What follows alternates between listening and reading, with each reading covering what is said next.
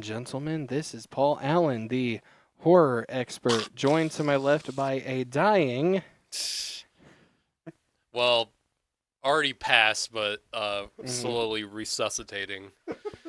Thanks, holidays, for getting me sick. But I'm getting better at least. Um, the weekend before Christmas, God, either God or the stupidity of myself got myself into filming 3 days in a row, at least 12 hours each day. I do not recommend that at all. What? One of them was a vampire movie. Mm-hmm. The irony. Yeah. But yeah, look forward to the Blood Moon. We finally wrapped principal photography. That's at least nice. It's gonna be a long movie, just so you're aware. But look forward to it once it's ready. We are joined by Nosferatu. I thought you said it was a good pun. It is. That's a not great good pun. That's one of the best I've ever said on the podcast. Mm-hmm. I believe that. Garrett finally it's as agrees good as with you've one of the ever. puns. It's as good as you're ever probably gonna get. Lazy bastards. It sucked. That was Can terrible. we talk about this fucking movie yet? Yes, let's sink our teeth into it. Crap, you moved to it. Let's take a bite out of this. If we keep up the puns, you might actually Your see puns the are gonna life kill leave me Garrett's faster than eyes. this cold is. We live to please. Mm. Nosferatu 2024, Robert Eggars. There's so much to unpack and talk about with this movie. Mm-hmm. Yep. Garrett, I will let you start with this. I'd like to kind of hear your thoughts Yeah. before I give mine. We are here encountering the vampire Nosferatu. I've been ever since this was announced. Ever since The Witch, I've been a huge Robert Eggers fan. The Witch was actually, I think, the first A24 movie I saw in theaters, and it left I remember leaving a huge impact on me because up to that point, I'd never really seen anything like that before. Something very slow paced in its period piece setting, something that relied less on, that really tried to authentically mimic the way that they spoke in the time period that it took place in. The acting was phenomenal, the camera work, the slow pace of it with the editing and the cinematography. It was just blew me away when I saw that movie. And I still love it to this day. Then I saw then The Lighthouse came out, which I think is absurd and it's awesome. I love The Lighthouse a lot. Kind of different from The Witch because I feel like most of it is less a horror movie and more of a dark comedy, with two weird ass people who just talk nonsense for most of it, and I love it. The two performances in it are just fantastic. And then The Northman, which at that point was Eggers kind of going bigger with his production value. I think that movie kicks ass as well. Love how he shoots everything. Everything. Robert Eggers throughout his entire filmography, well, his 4 movies at least, really have such an authenticity to them that you don't see very often in these period piece films that he makes. And that is completely carried over for Nosferatu, his new film. And this film, ever since it was announced, has been probably my most anticipated movie of this year, because everything about it just screamed, yes, this needs to happen. And this movie is fucking phenomenal. It is everything I wanted it to be. It's a remake of a film that has deeply disturbed me since I was like 5. Was when I first saw the original Nosferatu. One of the greatest horror movies of all time. It is. Even though it's a silent film and our generation probably wouldn't ever like to watch it, like you absolutely should.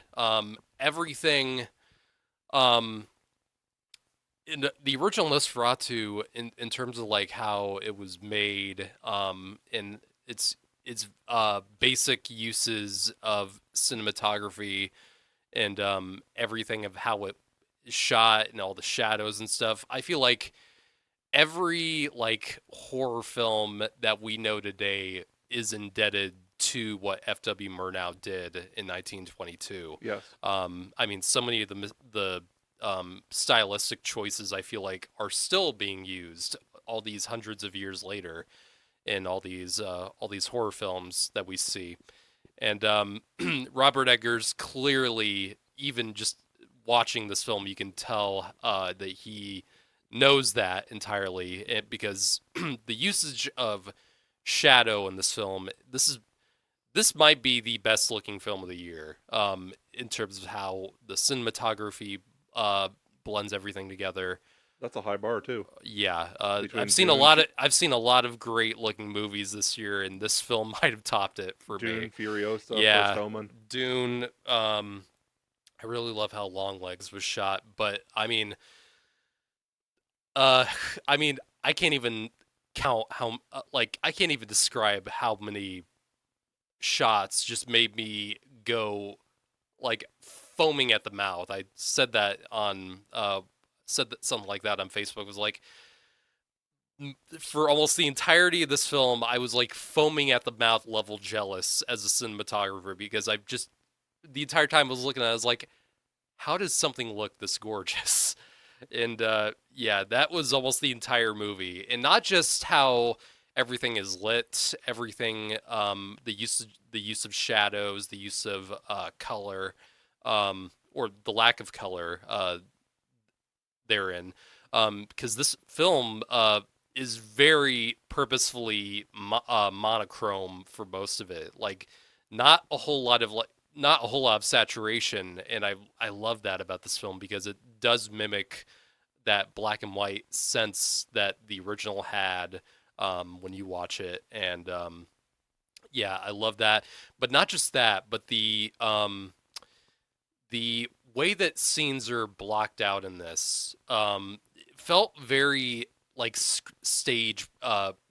It felt very like stagey to me in a good way that didn't feel like it was that it was a detriment to the film. I feel it felt very intentional because a lot of the acting and the way that everyone is saying their lines and the way that the camera is moving throughout the scenes, because a lot of the scenes in this movie are done in one take.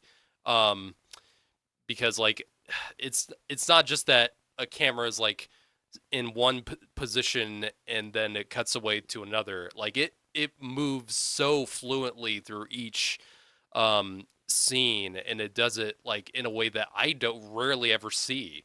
And it had that stage presence. It had that stage presence that you kind of would see in a theatrical play.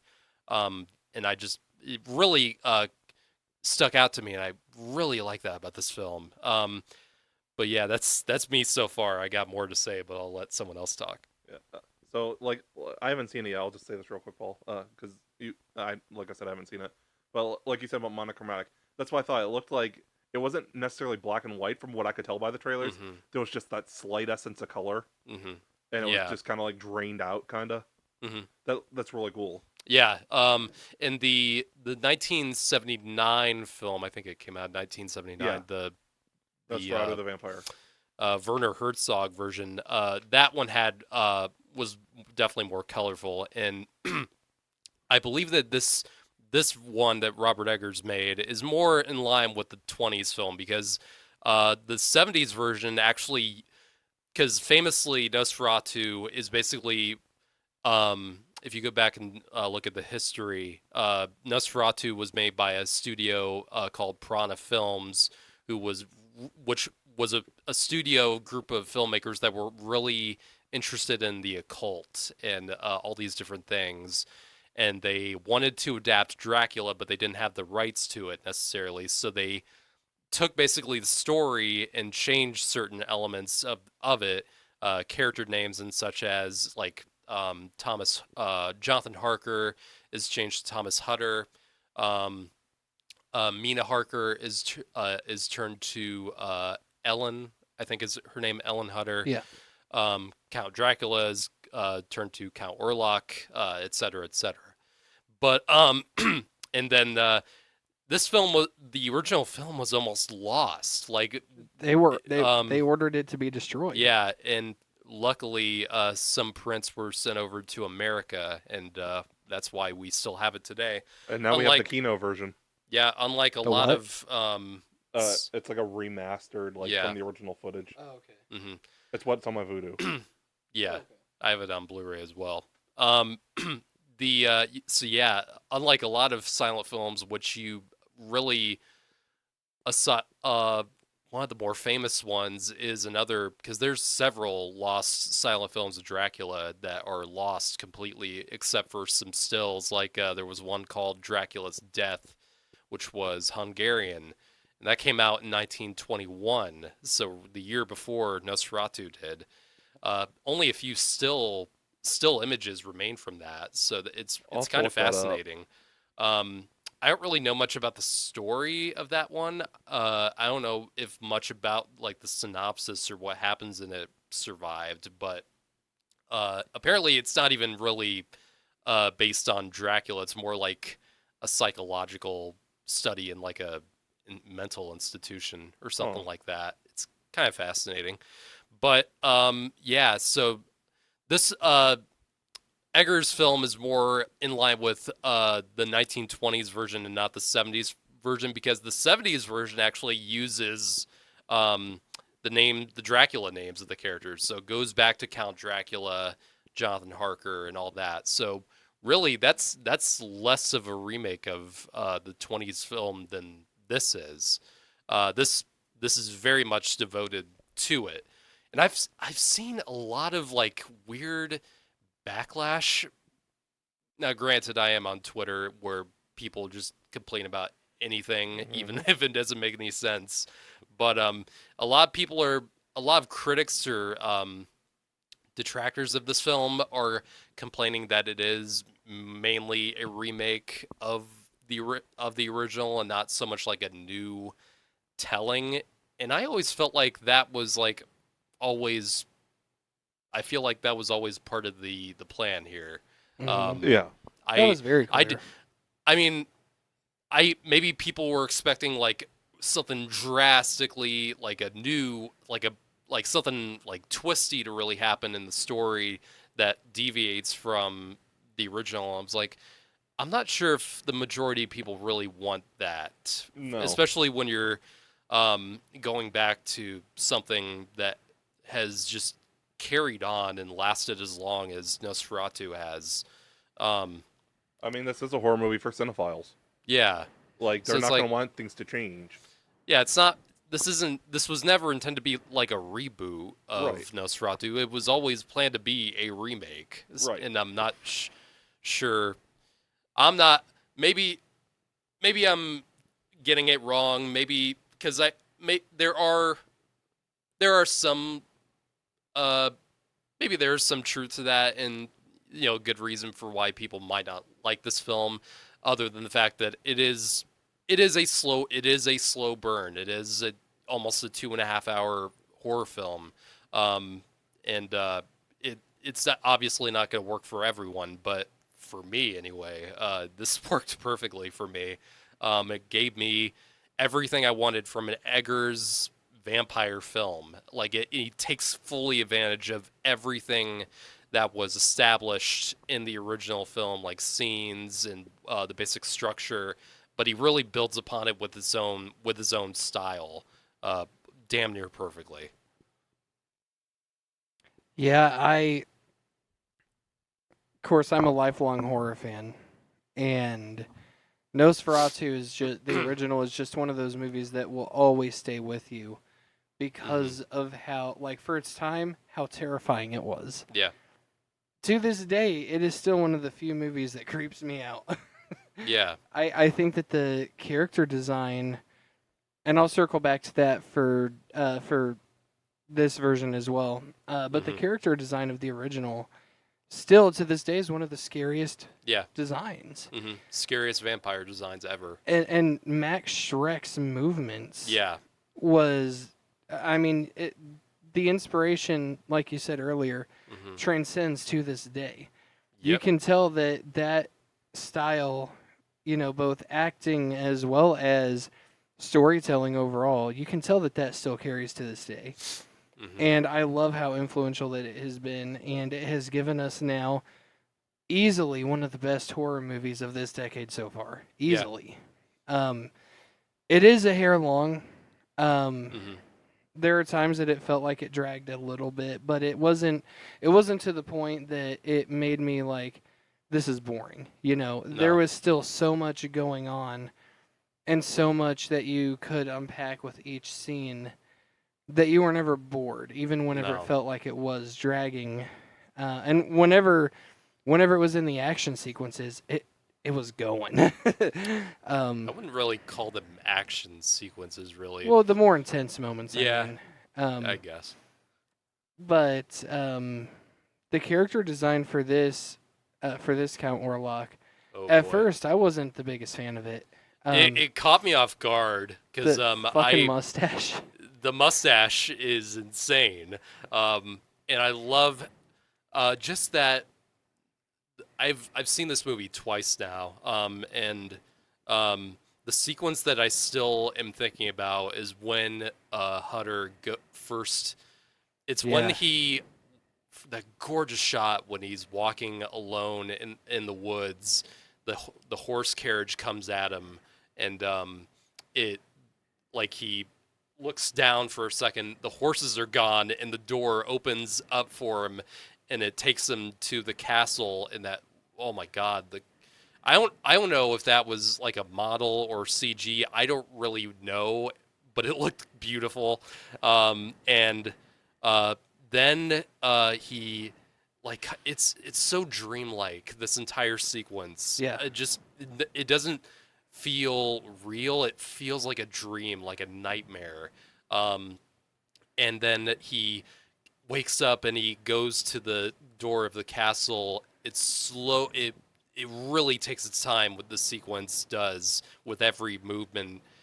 And then he takes one step close to it and it opens by itself, and you just the door slowly opens, and then you see Orlok standing out there, just still like a statue. And just the music in this film is so fucking creepy. And this is the composer of this. I really am not familiar with him because I don't think it's Eggars' main composer. I forget who his usual composer is. It's not the same guy who did The Witch or The Lighthouse. But I really want to look more into this guy's musical compositions outside of this, because it is brilliantly scored for the entire film.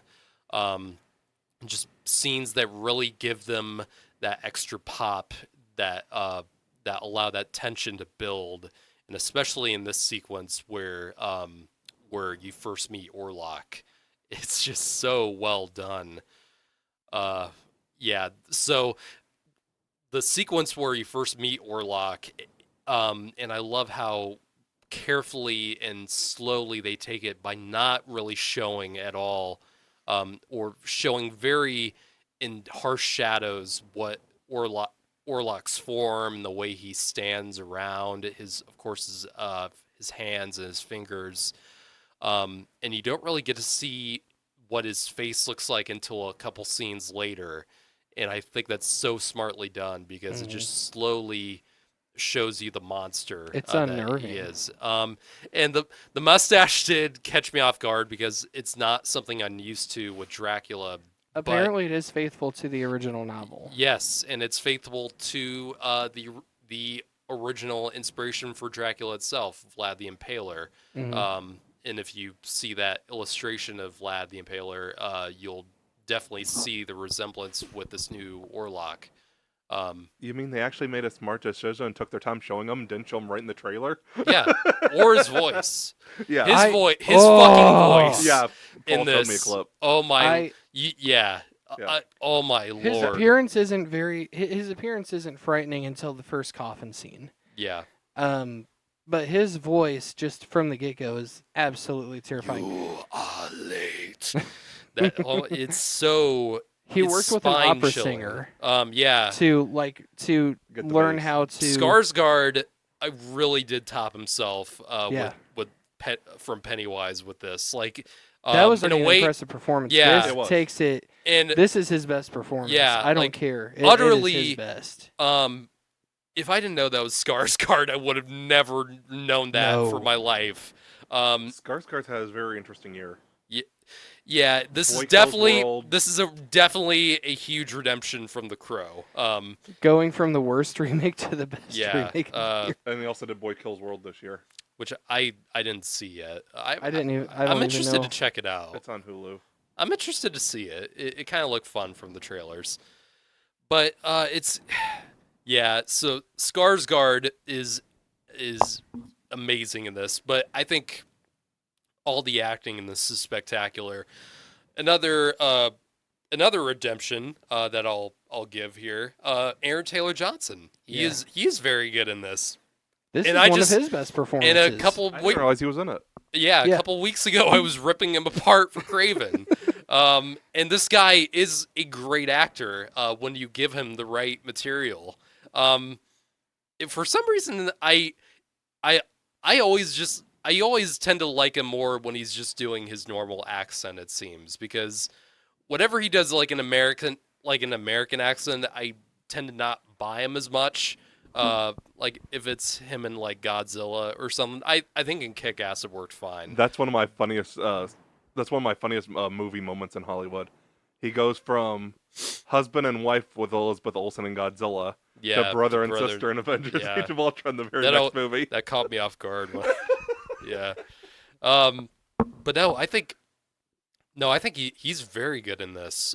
He has a couple moments where he just goes all out because just terrible shit happens to him in this Yeah. film, and he really, I think Poor I think Craven. he does a great job. I heard how much you love Craven. Anyway, I moving on. prefer not to talk about it. Aaron, I'm really looking forward to 28 years later, where you can. It looks like that trailer. That he is the seems best more trailer like of the year. actual Craven than in the Craven movie that he was actually in. Just from the clips of him that I saw in that 28 trailer. years is gonna be freaking bonkers. It's gonna be one of the best movies That of next trailer year. is one of the best I've ever seen. Yep. Yeah. But yeah, moving on from that, Nicholas Hoult. Just talk about him having like an actor having a bomb fucking year. Yeah. Like, holy shit! Like this month, like, because he's in like 3 of Number 2. the best movies I've seen this year. The Order, which is very good. Juror number 2, which I think he's great in, and this. And then he's playing Lex Luthor next year. Yeah, Nicholas Hoult is working, man. But yeah, he's great in the film. He all. This is his second Dracula movie. Yeah, in 2 yeah. years. I was about to bring that up. Renfield. Yeah. Going from Renfield to Nosferatu. Not the Massive best luck with upgrade. vampires. No, he's very good in this. His scene with Bill Skarsgård when he first meets him is amazing. He was genuinely scared. Yeah. Yeah. Some of the best scared acting I've seen in a while. And I think Willem Dafoe is also fantastic. Always brings that energy and just chaos that we always love to see from Dafoe. Has a lot of funny lines too. Mhm. And one person who I don't, the actor that I don't think is brought up nearly enough, with all the discussion about the film right now, Simon McBurney, who plays Knock in the film, or basically the Renfield type character from in this. The older dude yeah, who like had the the crazy scene in the. crazy ass dude. And, He had a very physical performance. yeah, he's an actor who isn't in a ton that I've seen, but like I've always liked him because he's in Conjuring 2, which I think was very good in. Oh shit! Yeah. A few other things. I think he was in that movie Allied, the Zemeckis one. Not in a huge role, but in a good supporting role. Good character actor, and he does it. He's in a, he's not in the movie a long time, but he really goes places in it. He does He steals the show whenever he's that on scene screen. where he's in the where he's in the scenes where he's in the cell and he's like, he is coming. He Mhm. does a great job too. The one that everyone is talking about right now, and rightfully so, Lily Rose Depp is just insane in this fucking movie. She's an actress who I've really not had that much of an impression on. When I have, it's usually not for the best. What is the relation to? She's Johnny Depp's daughter. Okay, daughter. Um, Yeah, I didn't know. I just seen the last name go. They're related somehow. Yeah, because one of the first things I saw her in was Yoga Hosers, the Kevin Smith movie, which is awful, and she's not. I've heard that's really bad. She's really annoying in it, and both of them are, and it's really not their fault. There's just terrible role. Also, it's weird because that was like a spin-off of Tusk, which was also just fucking weird. I didn't like that at all. Yeah, Kevin Smith's Tusk, interesting but not very good in my opinion. Then I saw her in that really, really bad HBO show, The Idol, which everyone was making fun of, and show's awful. And it's not even her fault. She did the best she could, but really another really bad role. So I feel like she's always had like something. I've always felt like she has had something to her, but she just hasn't been given good roles. She finally has a role that she can really go nuts with, and she absolutely impressed me with this performance. Just so many emotions coming from her throughout this entire film, and she is so convincing, especially in the scenes which I'm going to call possession scenes, even though this isn't really a possession movie. It really does feel like that when she's on screen. Really fantastic acting that she really elevates the film every time she's on. I have never seen someone shake that violently. Yeah, it's That eerie. It's unsettling. It was so uncomfortable to Yeah. watch. Ooh. The way she manipulated her neck, Mhm. like whenever she's in the scene with Defoe. Yeah. That ooh, no. And yeah, and I wanted to break out my crucifix. The scene that she has with where she rolls her eyes back and just drool coming straight from her nose or mouth or whatever it was, just something I have not seen very often in this type of movie, and it's just so well done. This has been a really great year for female performances in horror. Countless to speak of, but yeah, this is definitely up there. Yeah, acting is just phenomenal from top to bottom.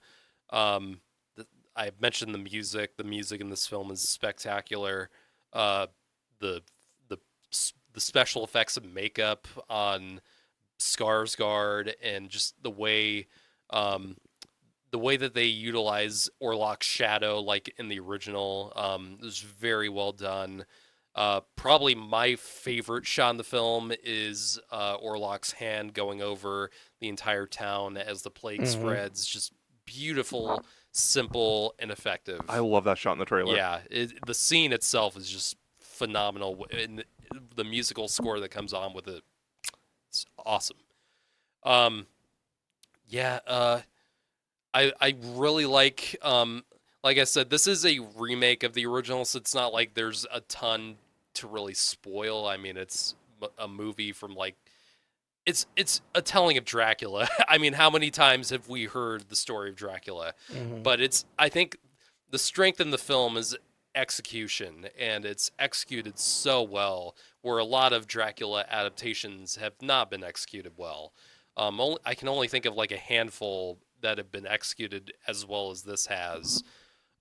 Probably my favorite Dracula adaptation is the Ford Coppola version, Bram Stoker's Dracula. This might be a close second. I really love these two. There's not a whole lot of Dracula adaptations that I really love, but this is one of them. Just the strength. I'm not one of these people who complains about if something can be told. If something can be told 1,000 times over and over again, but still be told really well, that's all that matters to me. Is the execution, because something can have a really good, ambitious idea and be done horribly, and this is a tale that's worth retelling over and over again. If it can be told as well as Robert Eggars did. And a really cool ending that the way they did it with this film, because unlike the 20s version, this film can go really heavy on the sexual aspects of the story and really go more graphic with it, and I think it was done very tastefully and not it was not overdone like I was worrying it was gonna be. They definitely go there with some of it, especially. There's a really funny picture trending right now behind the scenes. You know what I'm talking about. Mm-hmm. Nicholas Holt holding is the Orlok. Count Orlok. You do see it. It's only one shot though, so you don't have to see it like over and over again. It's not gratuitous. No, it's not gratuitous at all, and they do it effectively. There's another Dracula movie. It's kind of a slow burn, great cinematography that didn't do too well. Came out last year. If you want to check that out, I was not really a fan of that. You weren't? One. No. Oh, Last Words of Demeter. Oh, I love that one. Yeah. It for me, I'm not really. I've only seen it once, and it's been like a while. Yeah. It really didn't work for me that much because I feel like, it wasn't as scary as I wanted it to be, and I don't know. It just didn't really work for me that much. Maybe it was the way it was directed, but if yeah. the viewers want to decide, they should check it out though. Yeah.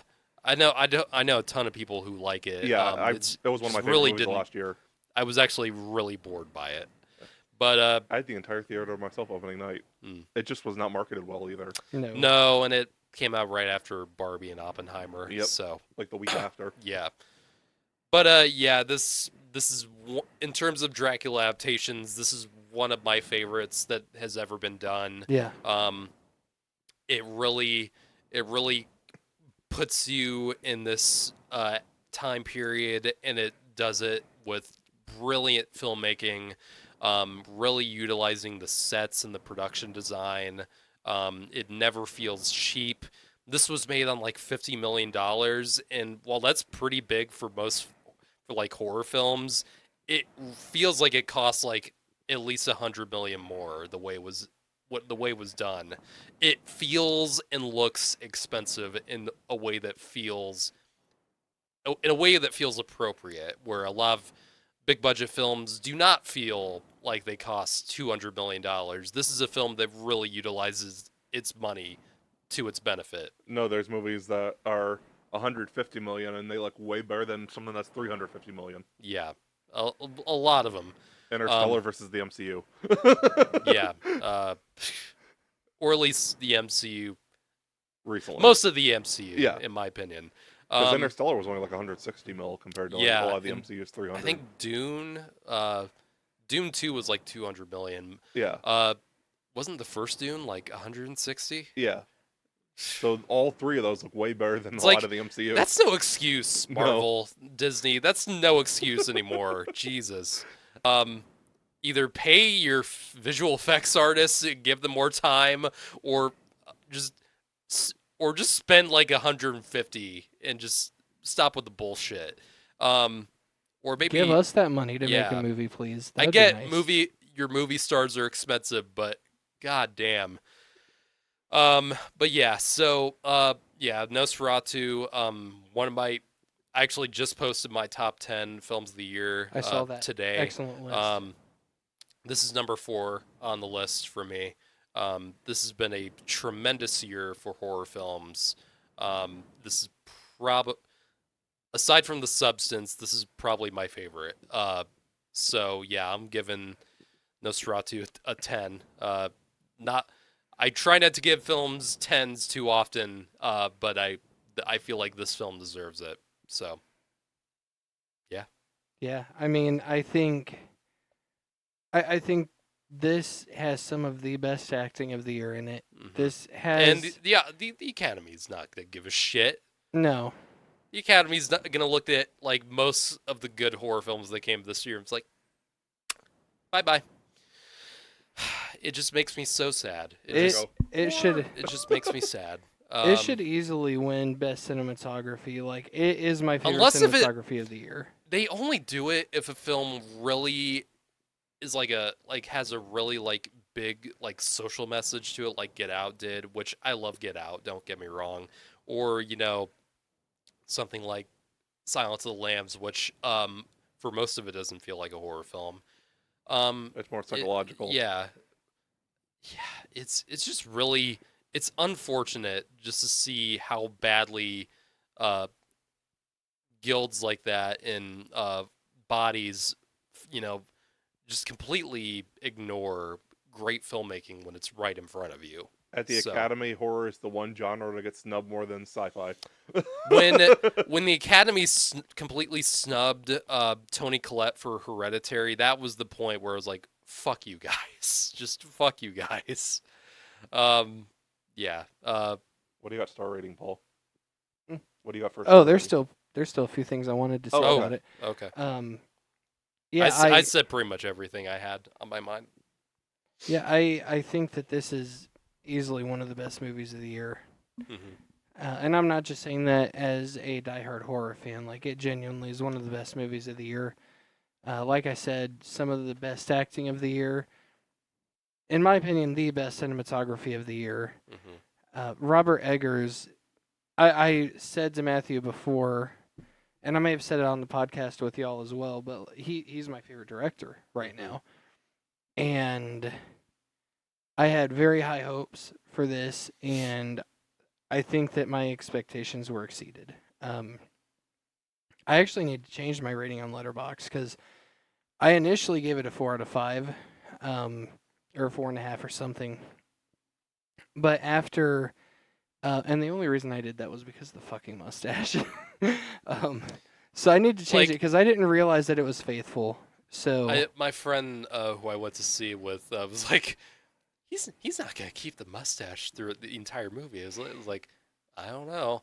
The mustache did not bother me. I feel like the only people who are bothered by the mustache are just so like tied to the image of the original Orlok that they can't accept anything like that's remotely different. And I feel like this change really does add, not only does it feel unique to this film, but actually does mean something, at least because I feel like Eggers really cares so much about authenticity that he really wanted to make Orlok in this film feel more like the traditional vampire of like the olden days that were described in like folk tales and stuff, not the usual vampires you see in like modern movies. And I feel like that was always part of the intent, and I feel like it makes this Orlok feel very different but still very menacing.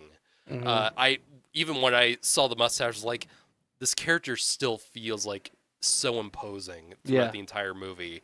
His voice, to the way Skarsgård plays it, very slow, like Max Schreck did in the 22 version.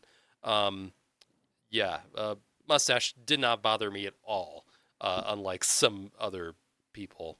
The only thing that I might have changed about it is they were kind of hyping him up as, or his Renfield-ish character was hyping him up as like, oh, he's this old guy that's retiring. The mustache was like either dark brown or black. It maybe could have been a little bit lighter just to reflect the age aspect that they were trying to present. But that's just a personal nitpick. It's not anything major, really. But yeah, to give it a proper star rating, I think 5 out of 5, 10 out of 10, whichever scale, it's at the very top. I have my top 10 of the year finalized I only do ish. I I just don't know if this because is going there's to be number still 1 or a 2. lot of. I mainly just do top tens like at the end of a year, just because everyone else is doing it, and I feel like I'm obligated to. We usually do ours during the live stream. But Mhm. there's still so many movies that I have not seen yet that I still need to see. I still need to Very see. well could change. I still need to see Baby Girl. I need to see, because Nosferatu was the only Christmas release that I've seen so far. I still need to see the Bob Dylan movie. You How need many to see movies Red have you One. seen from this year? I can't even count, dude. I'm at like A lot. 78, something like that. I don't even remember. I don't keep that math in my head. I don't either. I rank it all in Letterboxd in a private. I don't remember the amount. But I still need to. Yeah, there's a lot of like the smaller movies that I have not seen. I still need to see The Brutalist, which is still on the top of my list just because of how well that movie's being received, and it's playing nowhere near me. Of course And not. I'm probably gonna have to wait until like February at least to see that, and When it hits that's really Voodoo or that's something, really when you can depressing rent it. Yeah. because I really wanted to see that in the theater, despite the crazy runtime. But That's not that How long. long is 3.5 hours. Not that long. It's not. Killers But of the in the Flower Moon thea- did in not the feel thea- that long. In the theater, though. Yeah, true. I was gonna say Killers of the Flower Moon did not Yeah, feel it's- like 3.5 hours. Whenever No, you it have an didn't. ass as large as mine and you're sitting in the theater seat, a 2-hour movie will feel like I a think 3-hour Killers of the movie. Flower Moon was probably the longest length movie I've seen in a theater. I I wish I think. could have saw it in the theater. I think. You have to Um, illegally download it. I can't think of anything longer than I've seen. The in a closest theater. thing was probably Avatar that I'd seen, Yeah. because Avatar was what 3:15 for the second one. About. Yeah. Yeah. Killers of the Flower Moon was like 3:28. 328. Yeah. Still no Blu-ray release. Fuck. But yeah. There's still a lot that I need to see. I can't. I listed off a few of them, but yeah, Brutalist. I don't consider my top 10 of the year or the best films that I've seen this year list complete until I've seen movies like that and Complete Unknown, Baby Girl, and a few others. So, The only movie I still need to see this year is Kingdom of the Apes. wait, you didn't see that? Not yet. Okay, you'd like it. Yeah, I haven't seen it yet either. it's on Hulu. I've got my list finalized, but yeah, I'll drop it Tuesday during the live stream. All I'm going to say is I can't wait for everyone's reaction. Yeah. That's To not what? a spoiler. Don't worry about it yet. Well, he won't be here. Oh, Yeah. well, crap. I can't wait to see John's reaction then. Yeah. Are I'll- you I'll tell guys you not? Are you after. guys not gonna share? You guys can like share your like top 10 lists with me from like Letterboxd. Yeah. I don't think I know how to rank them on Letterboxd. Shit. I don't Get in the really club. use it that faithfully. I'll tell you after. So go back to the club. Hey, guess what? Megalopolis was number 11 on my list. I can't wait to hear your thoughts about it, Matthew. I don't hate Megalopolis like Matthew you has do. seen it. No, I think it's another one. it's not a illegally good downloaded. movie, but I had a blast watching it. Remember how I said there was one movie worse than Night Swim on my list? That like it's not a good movie, but like unlike Craven or any of the Sony movies this year, like that at least had ambition that was like at least entertaining and fascinating. Like the Craven Madam Web. What do those have? Like seriously. Oh my god. Do you guys want to rank the Eggars movies since we're doing this? Yeah, I was Yeah. gonna say. I thought we were gonna do that, so I'm definitely. I would say that my favorite, probably the one that I would watched the least amount of times is probably The Northman, and I really, really like that film a lot. Yeah. Number 3 would be The Lighthouse. Really dig that one. I've seen it many times. Number 2, I'd say Nosferatu. And number 1, which it's weird that when people have ranked these Eggers movies, this one's The Witch is not usually people's favorite, and I think The Witch is still my favorite. I think it's, and personally, I think it's his best. That's not usually a popular answer though, Okay. which is interesting. Since he's your favorite, do you want me to go next and then you go last? Sure. Okay. So this is going on first impressions because the only one I have seen twice is The Lighthouse. Everything else I've seen once. Mm-hmm. I would say The Lighthouse is my least favorite. Then probably The Witch, and then The Northman. Mm-hmm. I liked The Witch, but It fucked with you. yeah, Paul's like, "This is scary. You're not gonna like it." I'm like, "This isn't scary. What are you talking about?" We get to that It's last not scary in like the normal horror movie the last 8 tr- minutes. type. Yeah. Yeah. When the goat started talking, it's like, nope, That nope, is nope, nope, yeah. nope. Just the scene where I knew that movie had entered into my mind was when the baby Yeah. Mhm. that was the scene where I'm like, this movie is doing something to me that I've never had happen to me before. The Northman would have been higher on my top movies that year, if not for the dog dying. That's the one thing that The killed that lava, I mean, just that final fight in the volcano Yeah. is one of the coolest things I've ever seen in my Yes. life. What do you Like Hamlet with Vikings.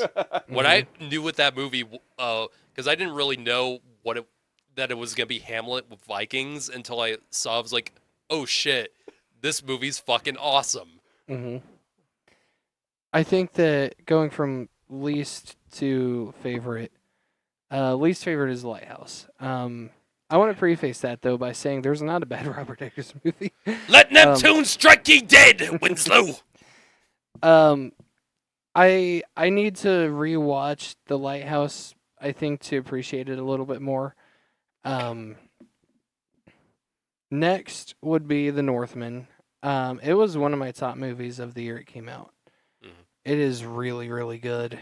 I love that Robert Eggers is collecting the Skarsgård brothers like Infinity Stones. Yeah. No, you Stellan. Yeah, Right?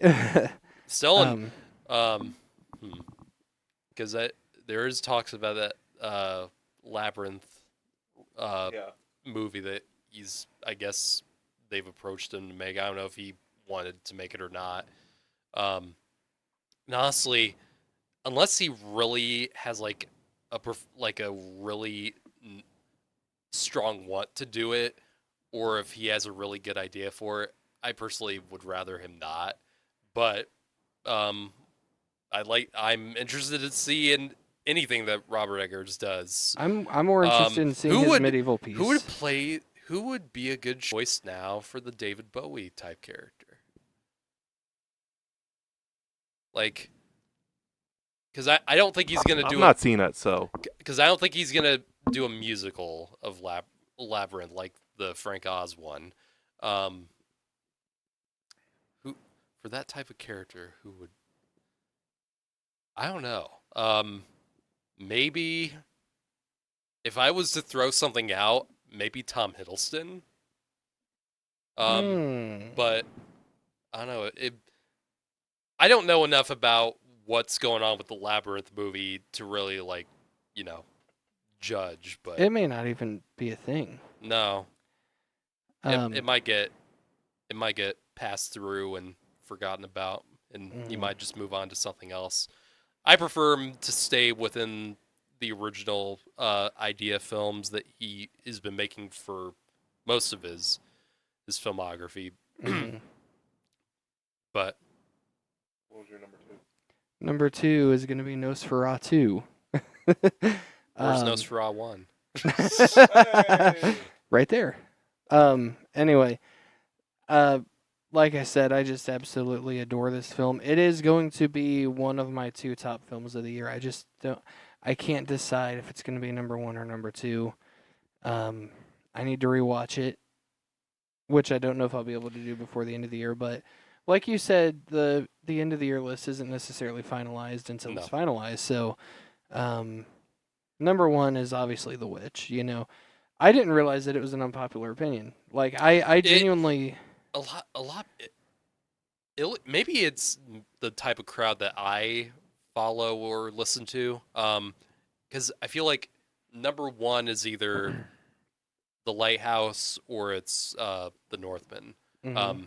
Maybe I need to look at the rank list now. That's I've always heard The Lighthouse Nosferatu. is number 1.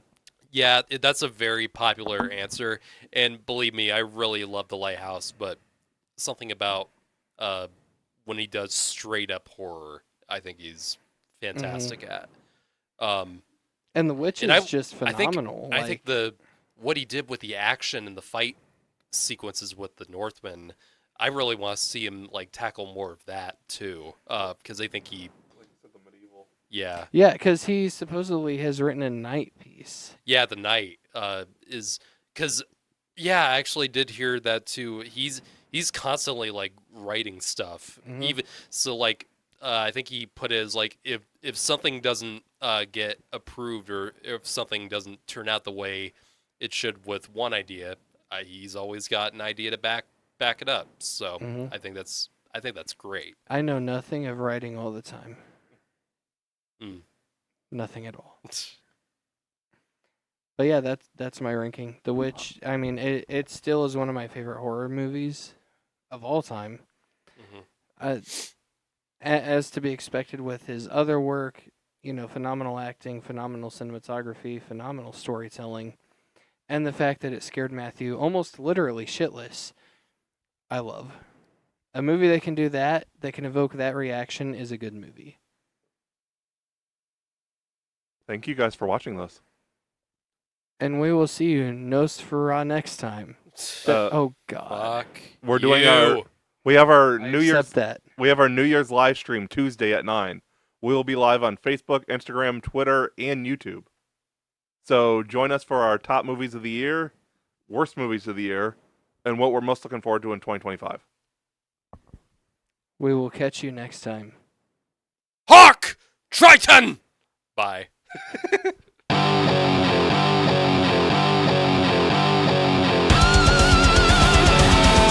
We have been the Cinema Asylum Podcast. You guys were awesome. Thanks for coming out. God, no.